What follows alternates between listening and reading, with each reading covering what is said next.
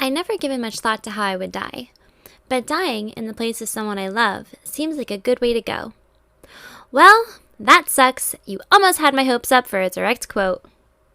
Hey y'all, this is Ash with TNB. I have awaited this moment for so long to talk about Twilight. It took me forever to get this approved, and I finally found a way to do it due to the book Midnight Sun by Stephanie Meyer that was released August 4th. This new book will be all about Edward's viewpoint and reactions to meeting Bella, which was love at first bite. But the Twilight series we have today is in the seat of Bella's thoughts. I am so excited to dig my vampire fangs into this new read. Maybe we'll get lucky and one day get a book on Jacob's werewolf transition, or maybe even Daddy Carlisle. Just saying. I mean, we did get a book on Bree. Anyways, I will be pulling apart the first movie and book, Twilight. Before we begin, I want to know if you preferred the movie or book down below. Also, make sure to hit the thumbs up if you like the video. A lot of time went into making this one, so we hope you enjoy the video. Now, let's go sink our fangs into this juicy discussion and bad vampire puns. I am going to come right out and say the settings and responses in certain scenes was rather a pain in the neck at times. Some of the changes are like meeting Jacob and Billy right away on the screen, or the way the Cullens family is introduced in the cafeteria,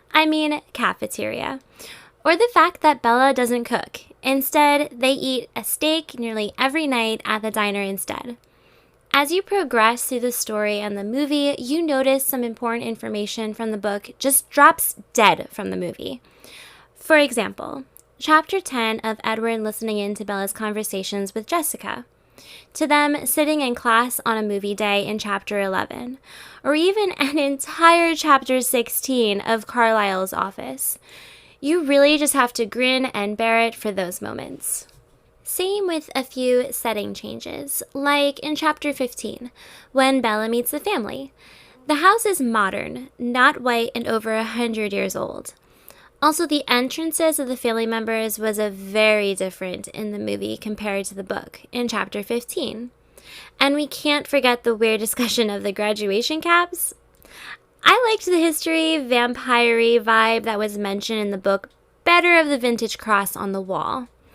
Gave the book more lore, but I guess graduation caps could do the same thing. Granted, not every moment can be taken from the book.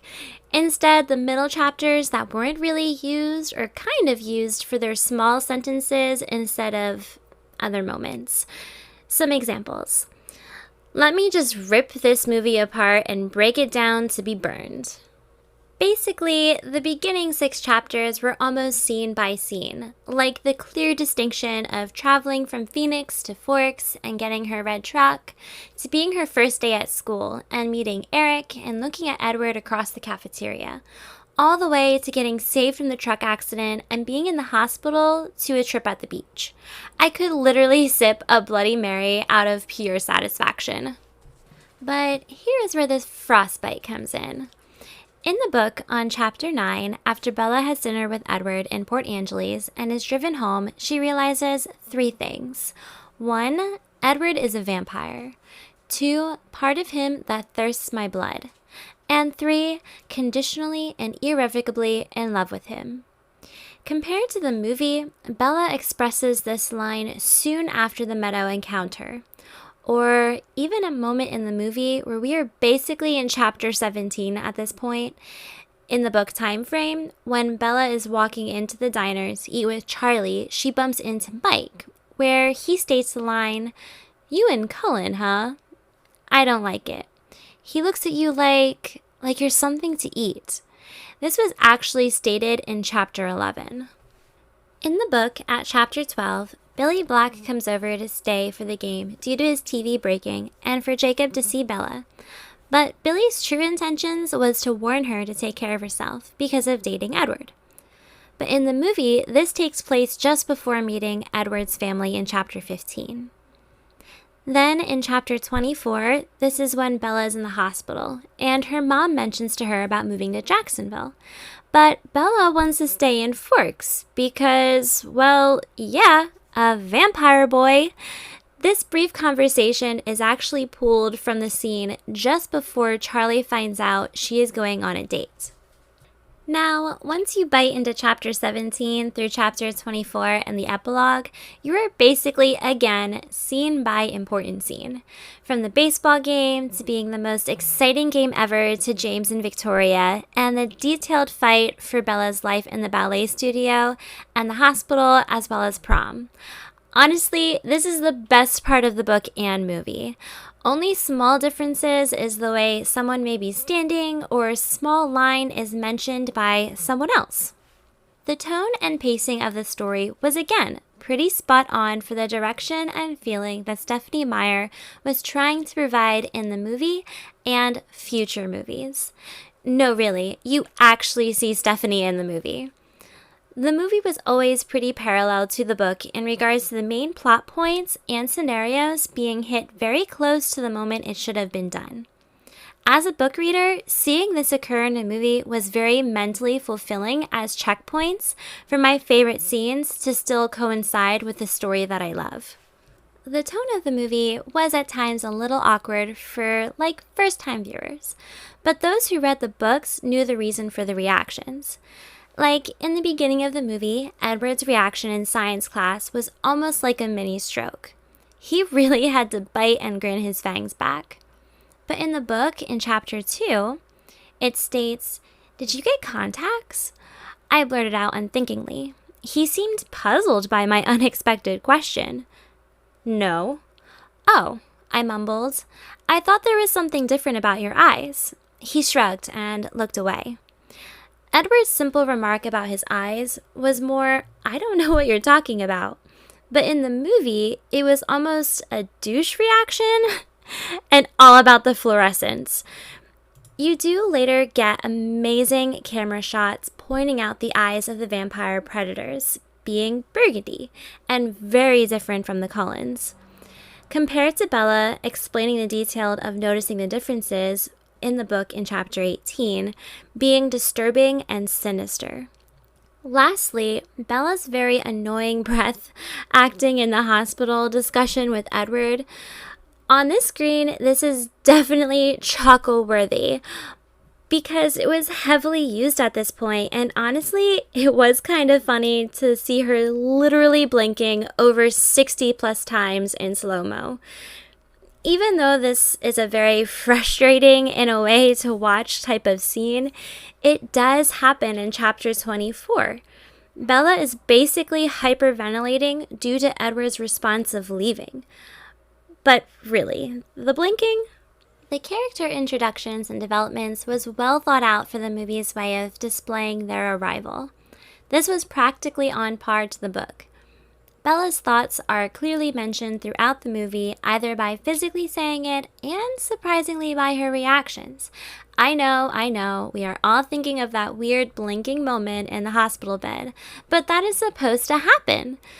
Kristen Stewart does pull off the correct actions of someone panicky, awkward, and just plain clumsy moments. Renee and Charlie's lines and acting was really well performed as the parental roles. Renee being a loving, erratic, and harebrained personality with a younger man boy named Phil. She is always like, "I love you, Bella, but I got this new husband now, and we want to be free, so go off to daddy," kind of vibe. Not gonna lie, my friend was right on for that kind of description. I did also see a change in her portrayal of being old school with technology. Her development in the book of being into email responses, but in the movie, she goes from a payphone to a flip phone. Definitely rolling with the times. You also have Edward, who is supposed to be staring off at times in deep thought because of fighting in himself what is right or wrong. You know he is breaking all the rules now since I'm going to hell. He will also just stare at Bella like some kind of snack because he can't read her thoughts, but he is also so perplexed by her. Robert Pattinson's portrayal was well achieved of having to control his emotions and heightened senses being contained due to the intensity of Bella's essence being such an enticing floral for him. It was thrilling and at times laughable for how it was done at times. You can really see he craves to bite into her veins. This is a moment where, if you haven't read the book, it is really weird because it can come across as a creeper stare. I know, you're probably thinking, but Ash, Edward looking at her is giving a really creepy vibe, almost like a stalker. What is funny is I can see this occurring in the movie for quite a few scenes, but let's try and pull that apart. Imagine in the moment when Bella and Edward first meet in the cafeteria. We, of course, only ever see Bella's viewpoint. What if in that moment we saw his too? When he walks through the cafeteria door, it switches from Bella's view to Edward's shoulder. We hear muffled words and here and there. When he looks at someone, we get a word or two. He hears Jessica say, "That's Edward Cullen." And we see no mouth movement, and you hear her thought, "I'd like to take a bite of him." Then he glances over to the new girl with an unusually fresh floral smell, and the camera zooms in on her. But everything is absolutely silent. You realize we can't hear her thoughts. Camera goes back to Bella and her thoughts and looks at Edward, when he now has this perplexed look on his face. I feel this slight change in a moment or two of his scenes would have made all the difference. Would have gotten a buildup of why can't he hear or read her mind? Then we later get his explanation at the Italian restaurant in Port Angeles, where he shows slightly how he can read thoughts. Can you tell I'm team-membered? Anyway, let's move to the last point of the character development. Carlisle is clearly a doctor and has a compassionate view of life. He takes the theme of blood is thicker than water seriously in his family interactions with Bella. Rosalie, get the point. You have Esme, who is sweet and is a mother who loves passionately. You don't know Alice's past, but they hint at her coming from the dark, and Jasper openly states, "I have killed before. We rip them apart and burn the pieces." So they drop a hint of Jasper's past, especially since his keen abilities is controlling the emotional environment. Then Rosalie is very forward of not caring of Bella by saying, "What is she to me?" But her true reason is because she wants to be human and have children. Emmett is distinctly big and burly, as he should be if he fights like a bear, and was found camping or hunting in the woods by Rosalie. The movie and book follow closely here for the most part, but the book, of course, gives you more info, while the movie lets Edward explain most of it briefly. Even though we didn't get the Cullens family backstory completely, we do get it in future movies. We get a good build-up or form of foreshadowing to come onto the future movies, like why the Coyettes are discussed as werewolves, but we only know that the Cullens can't go to La Push or the reservation in general. It keeps your senses peaked. I have always thoroughly enjoyed the Twilight books, and the movies were just a bonus to see it to come to life, even though half the characters are basically dead. Vampires. This book series was literally my personal brand of heroine, so I was a little concerned to be breaking this book down to almost its bones and throwing it in the fire against the movie. I am happy to say I wasn't that disappointed. While I do prefer the book, the movie is definitely not a letdown.